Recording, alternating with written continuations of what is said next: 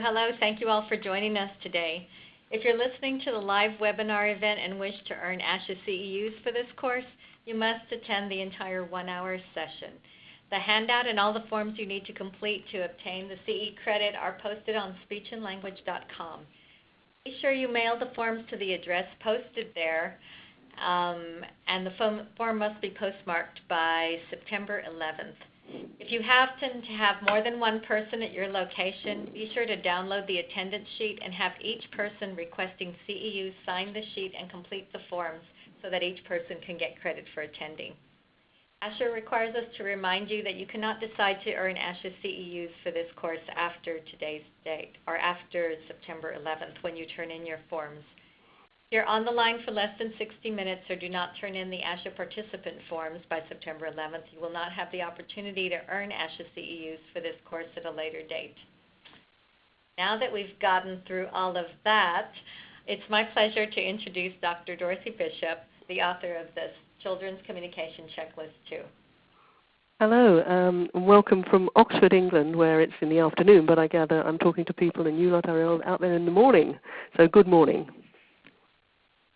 And what I wanted to start by saying was that I'm not sure how many people here actually are familiar with the CCC2, and it would be really quite interesting to just do a little poll of people to find out whether you have previously encountered this or how many people are completely unaware of what the CCC2 is. And so I've put a little poll into this webinar here.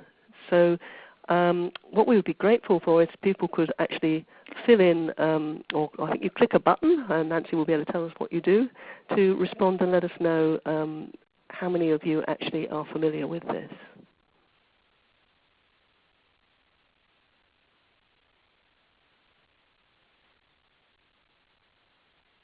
So Nancy, I'm only seeing one response. Yes, I see that as well. If all you need to do is click on the answer and it will show up. Okay. Maybe this is an unfamiliar practice. Yeah, I'm just checking.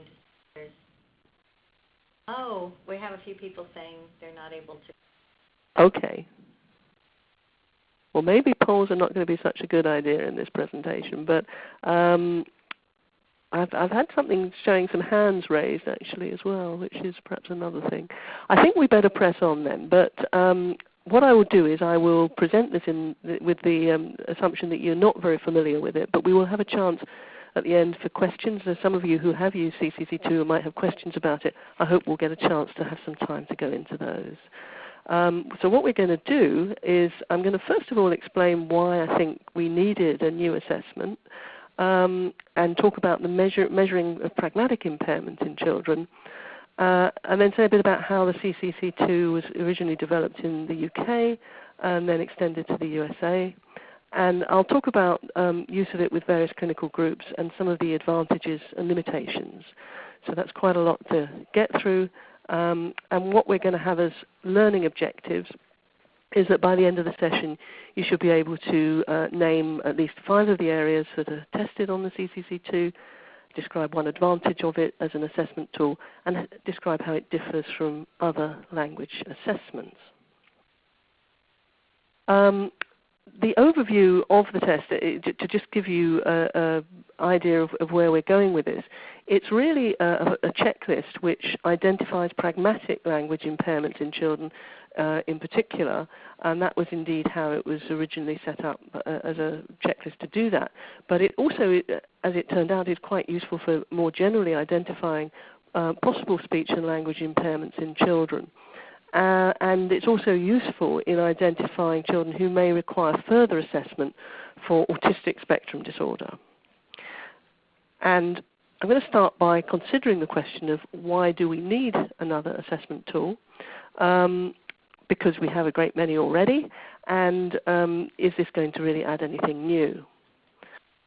What I found when I'm basically a psychologist who researches into children's language problems, and what I found in my research was that I became very interested in children who had problems with pragmatic aspects of language, but I didn't find that there was any good way of assessing these. There were many assessments that we have that look at children's ability to produce or understand grammar, vocabulary, that look at things like phonological awareness, sentence comprehension.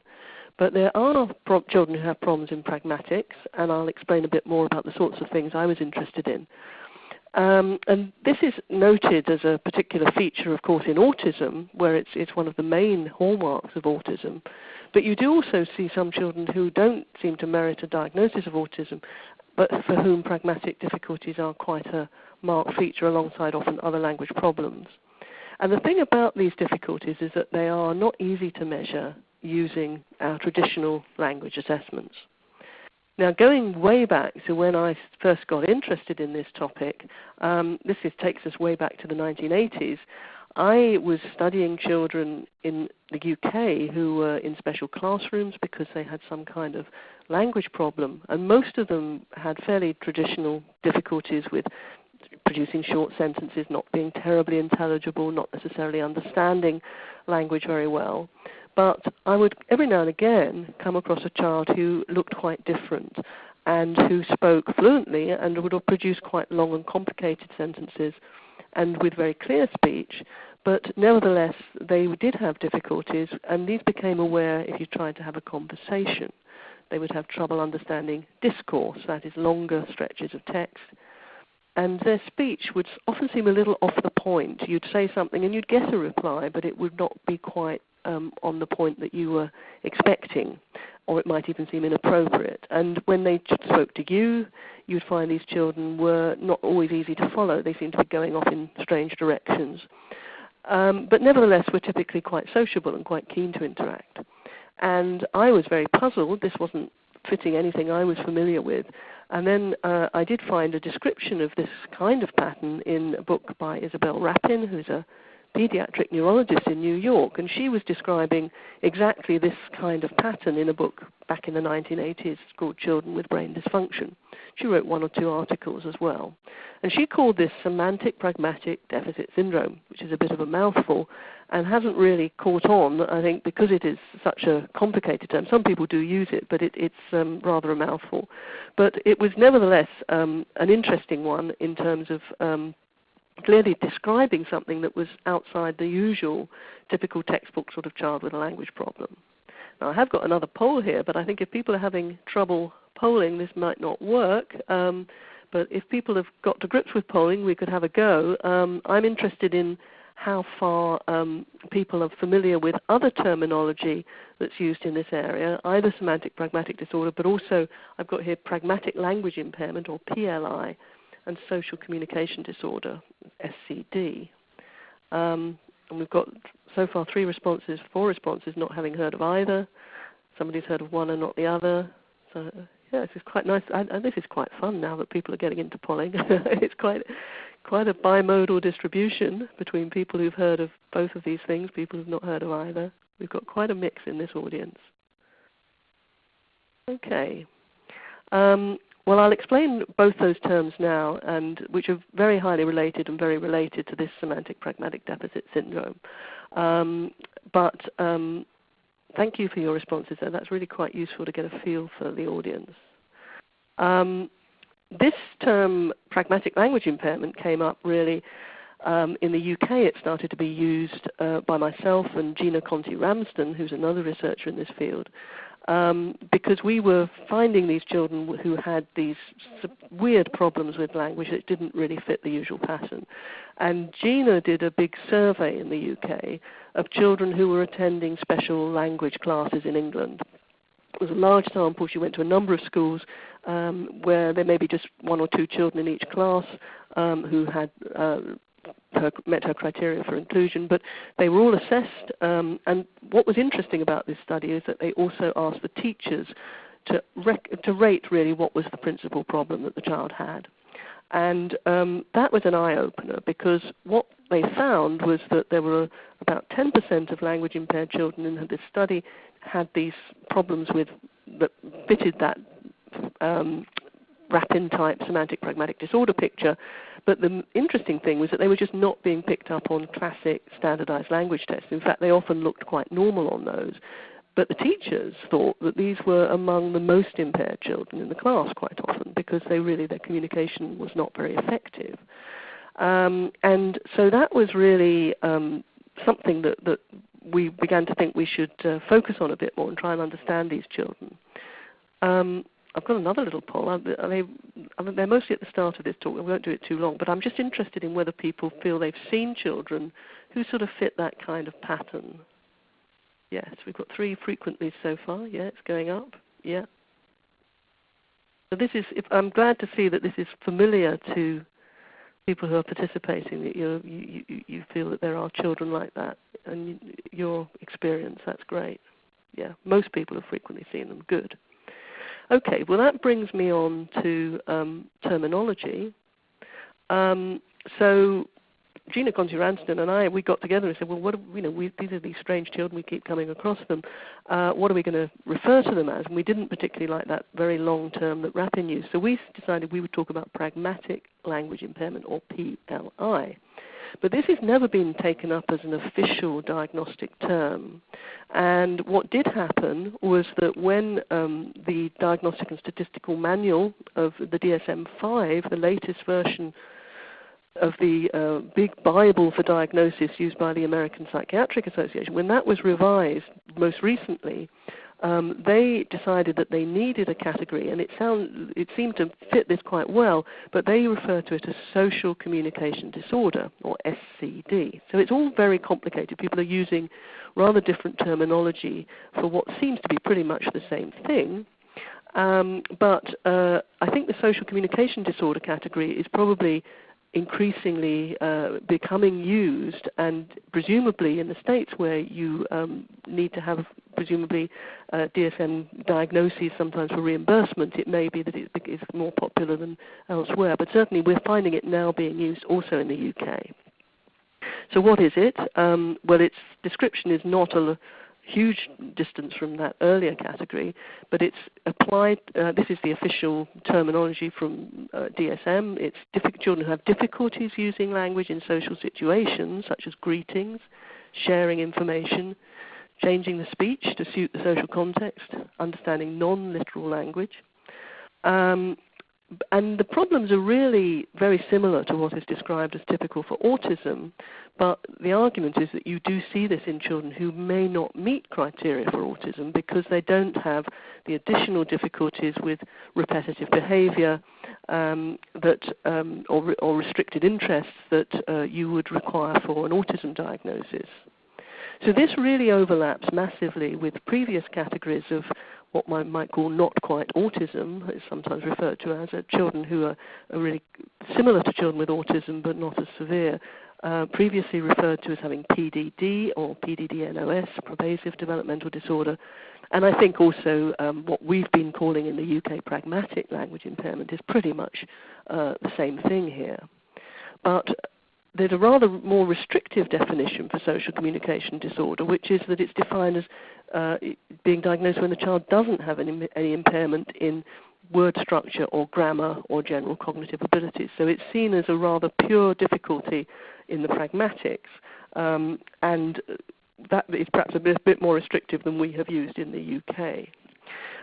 There's a very interesting article that I think is open access that means you should be able to get hold of it even if you haven't got a subscription to the journal, by Courtney Norbury, which does describe both this new category and some of the problems that there are with it. One of the problems is how on earth do we decide if a child has these characteristics, because we don't have very good assessments, and that was one of the things that Courtney really emphasized, is that if you're going to say a child has got difficulties using language in social situations, etc., who's going to decide that they have that?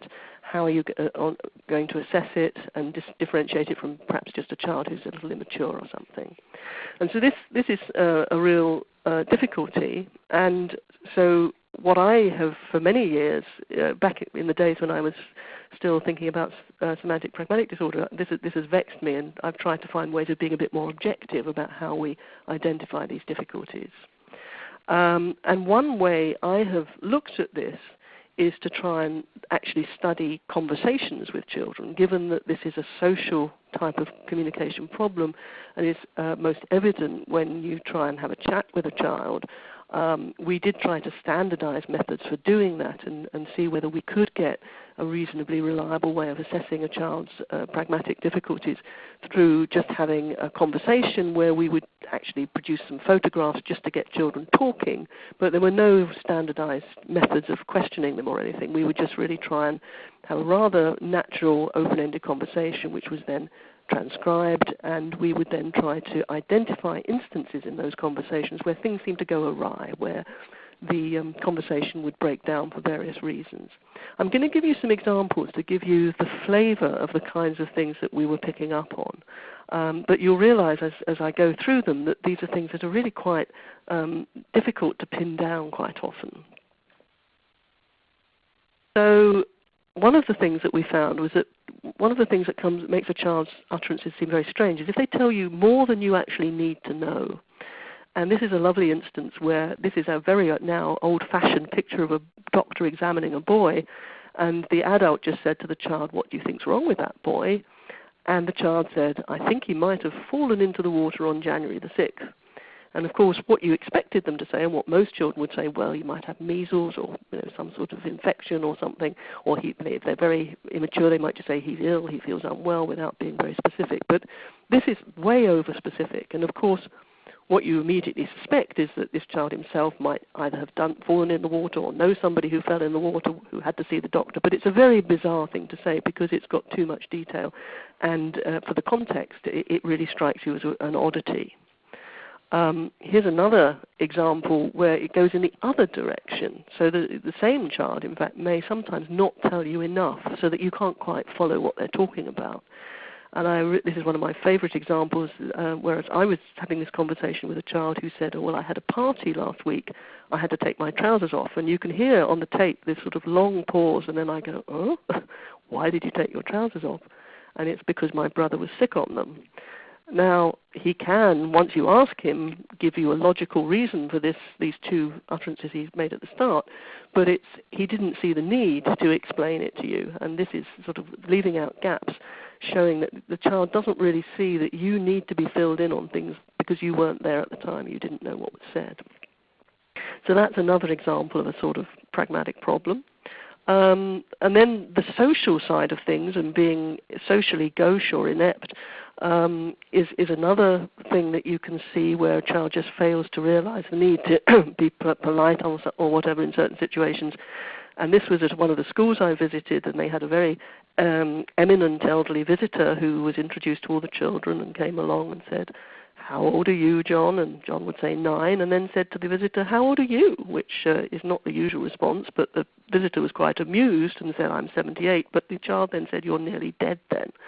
Now, here, this is clearly something which actually was very funny, and most people just fell apart laughing. But the difficulty is that obviously it's socially inappropriate, and there are occasions when children can be very, very embarrassing, and particularly it's charming in a child of age sort of 7 or 8 or 9, but it's less charming if you're still doing things like this when you're in adolescence, for example.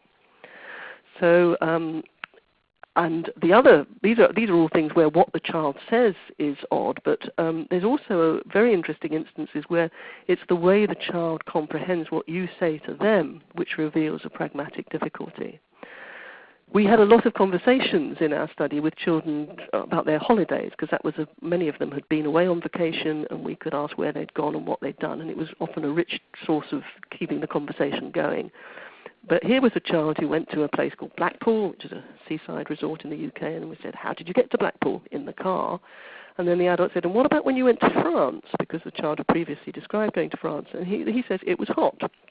Now, of course, there's nothing at one level, nothing wrong with that exchange, because it was hot when he went to France. But what's strange about it is that normally you would carry a topic forward in a conversation, and so you would make the assumption that when you say, "What about when you went to France?" you're talking still about transport. How did you get there? Did you go on the plane or the train, or did you drive? Instead of which the child really just fails to build a topic and just responds to the latest thing they heard. And then another aspect of receptive language, of comprehension, is what we do all the time, almost without thinking, is put together what somebody says to us and their nonverbal behavior. And in fact, often the nonverbal behavior is more important than what they say. That's the basis of things like sarcasm and so on, or with somebody, when they sort of are joking, they often will say one thing but clearly indicate otherwise. And this was an instance of a joke that a therapist said that she was working with a child and said, well, if we don't get this done today, we'll just have to cancel Christmas.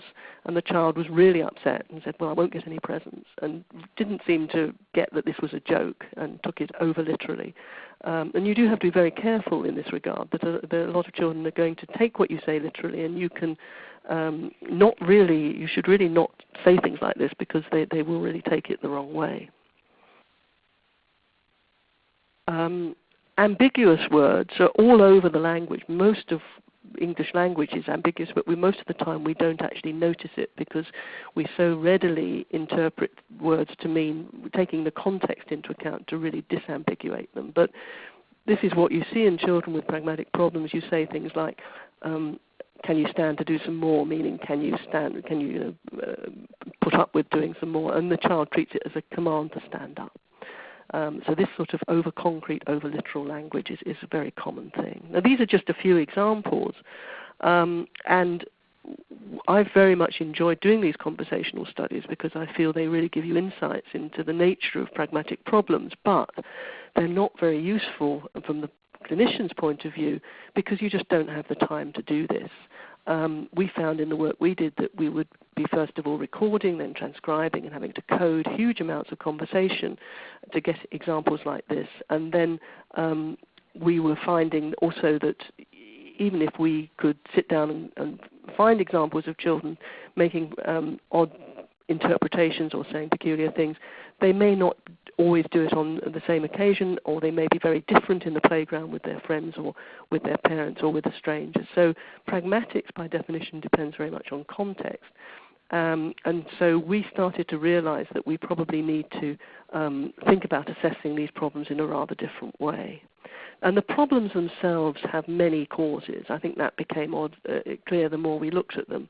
This is a little diagram I did in a textbook, Uncommon Understanding, where I look at different reasons for children's comprehension problems. And I felt that you could have pragmatic problems because you were over-literal, which is up the top here. You could have pragmatic problems. I'll use my little arrow, actually. I've got, I think, an arrow. So I'm very inept with it. Here we are. Here's an arrow. No. I'm having trouble with the arrow. Let's put a red blob. Yeah, there we go. Comprehension of the literal message.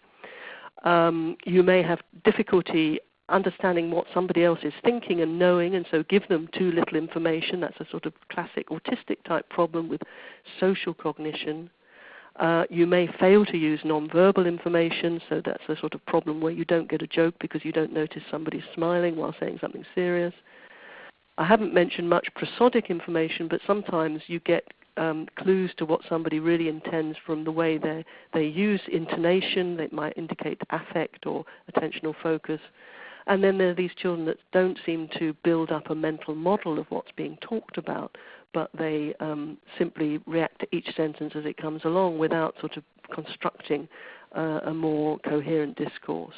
So these are so many different reasons, but we really want a way of just identifying what type of problems the child has. So as an interim overview, what we've done so far is to say, well, that conversational analysis is really useful for revealing a wide range of pragmatic problems, but these don't occur all the time, and they're rare enough that you can't always capture things in a face-to-face interaction or in a sort of paper and pencil test. So I moved towards using checklists to identify these types of features, thinking that I could describe the types of things that we were interested in, and that maybe the thing to do was to then ask people how often they occurred when they were considering interacting with the child. So the CCC really grew out of that idea, And initially we tried to, I won't go too much into the details of the original one because to save time, but we initially just tried to say, does your child do it or not? And that was hopeless because obviously sometimes children do and sometimes they don't. And we found the best way to rate these was to ask people about how frequently a particular behavior was observed. So our initial versions were done actually with teachers, but it became clear that it's better to work with caregivers if you can. And so we would give them a list of statements, and then they would have to say, do you see this virtually never or less than once a week, or can it occur several times, more than twice a day, or somewhere in between? But getting people to try and think about how commonly a child did something was we found the most effective way to go. So the content of the CCC is divided into 10 scales. So there's a total of 70 items, so 7 items for each of these 10 scales.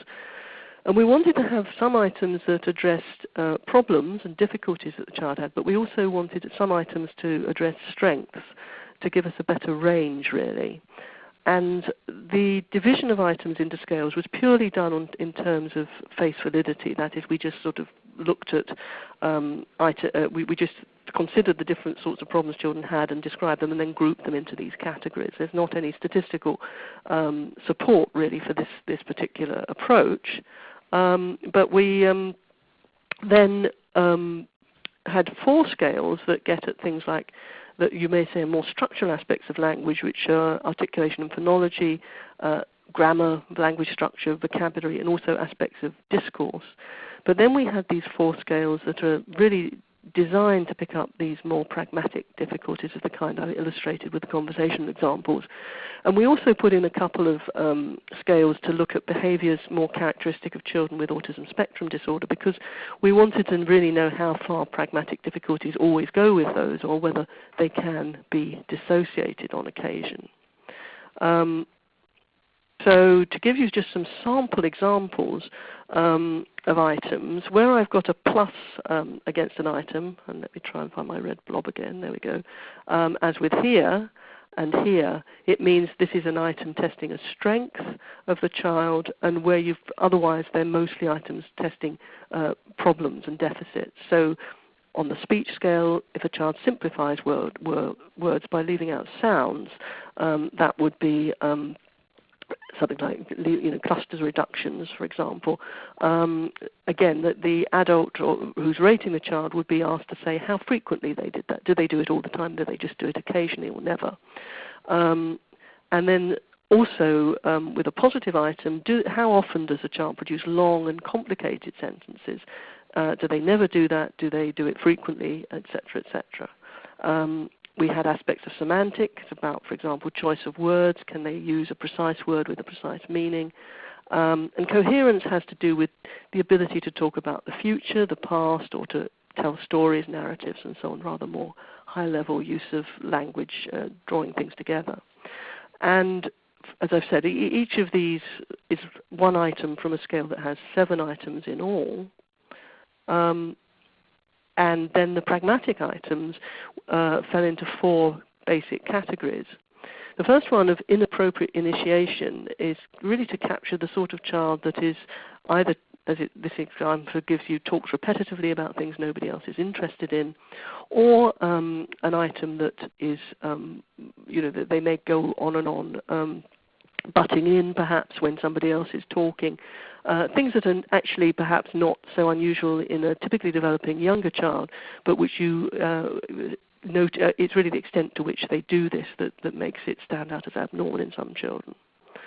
Scripted language, which in the UK version is called stereotype language, but it's the use of things that where the child comes out with a complex utterance, but doesn't. It seems to be that they're reproducing a whole chunk of language without necessarily understanding what they really are saying.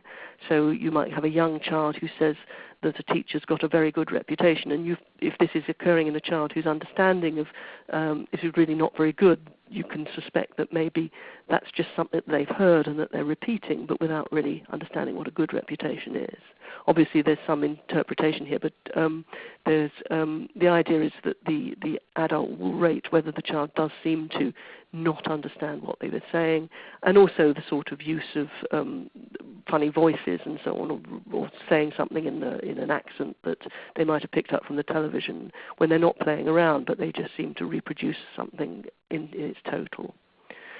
Use of context is a very interesting one, and it has to do very much with children being over-literal, tending to use words, interpret words wrongly. If they're, for example, this example here, an unfriendly person might be described as cold, but then the child would assume that they were literally cold, that they were shivering, for example. And then we incorporated a